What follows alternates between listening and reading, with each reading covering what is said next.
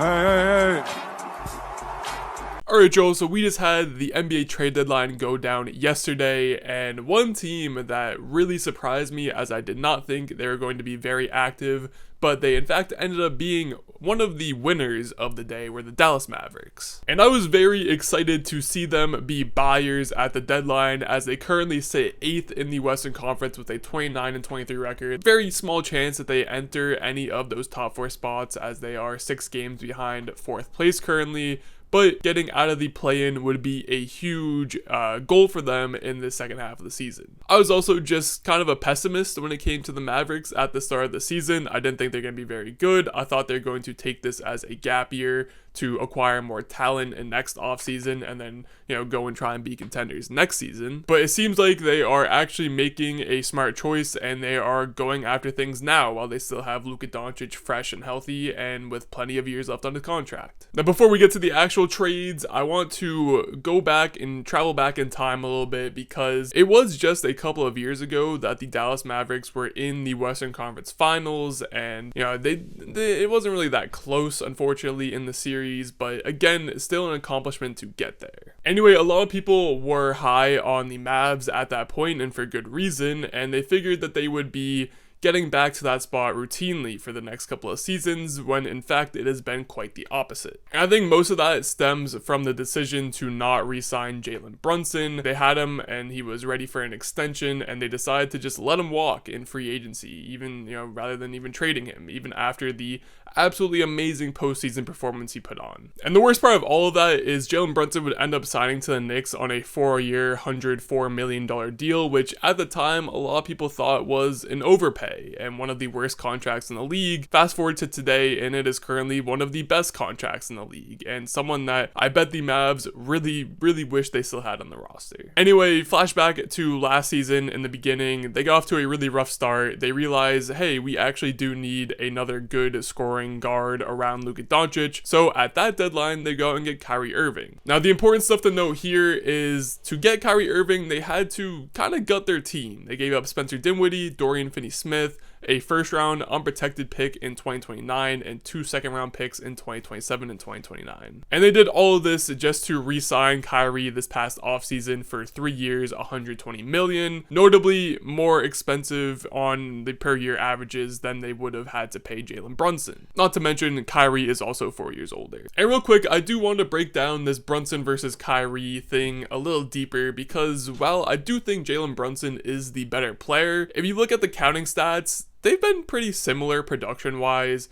around the same points per game, around the same assists per game. Kyrie gets about a board more, plays a bit more defense statistically, around the same numbers when it comes to shooting efficiency. So again, while Brunson has been the pound-for-pound better player since, these trades happened, Kyrie's been perfectly fine as a fit next to Luka in the Dallas system. Anyway, Dallas misses the playoffs last season. They missed the play-in entirely, and they regroup. They get a healthy Kyrie, get him in a training camp, get him some practices. They draft Derek Lively, who has been awesome and is totally deserving of an all-rookie team selection this season. And they find themselves at the trade deadline, again, like I said at the start of the video, in 8th place in the West, and in kind of that middle ground area where they could go for it, or they could sit back and wait for next season. And they decided to go for it in a big way. They made their first big splash by acquiring PJ Washington from the Charlotte Hornets for Grant Williams, Seth Curry, and a top 2 protected first-round pick in 2027. Now, essentially, they gave up a first-round pick to upgrade from Grant Williams to PJ Washington, which it cannot be overstated how big of an upgrade this is. Grant Williams has been nowhere near the player that the Mavs thought he was going to be when they signed him this past offseason, and again, I've said it so many times, I feel like, on this channel, but the amount of people who thought that this was going to be a good signing just for every Celtics fan to say the exact opposite, it was just funny. We also had a report come out earlier today about how Grant Williams was getting more and more unliked in the Dallas locker room, and to the point that he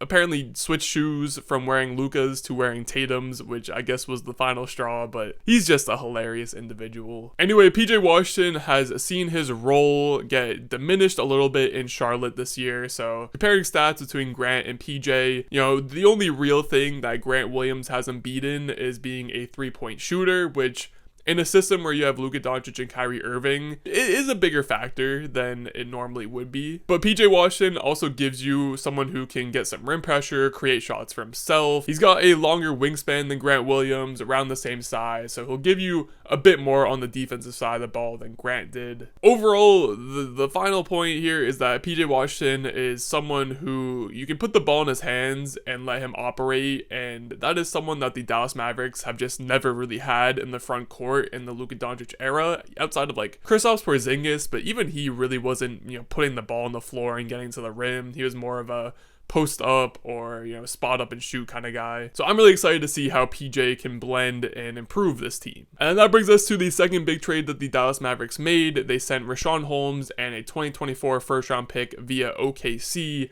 to the Washington Wizards for Daniel Gafford. So I didn't even really know this until I was doing my research for this video, but apparently the Dallas Mavericks made a first trade at the start of the trade deadline day Thursday, where they swapped picks in, I think, 2028, I believe, with the Oklahoma City Thunder in order to acquire this 2024 first round pick, to then send that with Richaun Holmes for Daniel Gafford. So again, good work by the front office to get this deal done. And again, very similar to the Williams-Washington trade, this is just another really big upgrade at a key position for the Dallas Mavericks. Richaun Holmes had only appeared in 23 games. He was averaging 10 minutes per game in those few games that he did get on the court. So again, not really losing much there. And they get back Daniel Gafford, who has started 45 games for the Wizards, was their only center on the roster for quite some time. And he was putting up good numbers while doing it. Almost 11 points per game, 8 rebounds per game, but the really important stats, over 2 blocks per game and a steal per game. So he's going to bring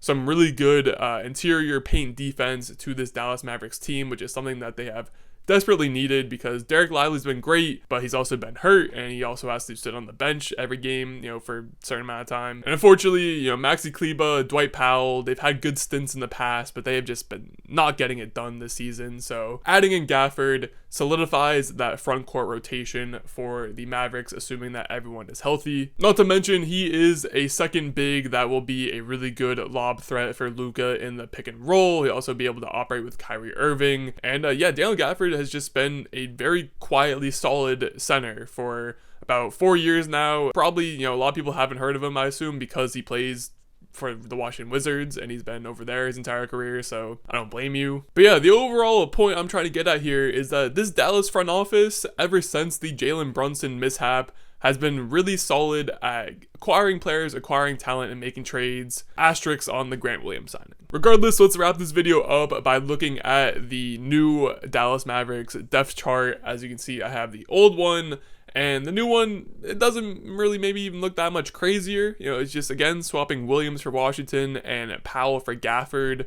But again, assuming everyone on this Mavs team is healthy, this is a much better structured and just talented roster than the one they had earlier this season. Now, yes, this roster has seen improvement. Yes, I do think they will finish stronger than they started this season, but I am still hesitant to put them in that contenders tier, at least not with the Clippers or the Nuggets. Now, when it comes to the Thunder or Timberwolves, if they were to see them in the playoffs, I would be very excited to see those playoff series happen, because Luka Doncic would probably be the best player on the court, maybe outside like a Shai Gilgeous-Alexander. And again, assuming that this Mavs team could stay healthy, I think they could give any team fits in the West, again, maybe outside of the Nuggets or the Clippers. At the very least, the Dallas front office continues to give me hope that they will actually continue to build a good roster around Luka Doncic.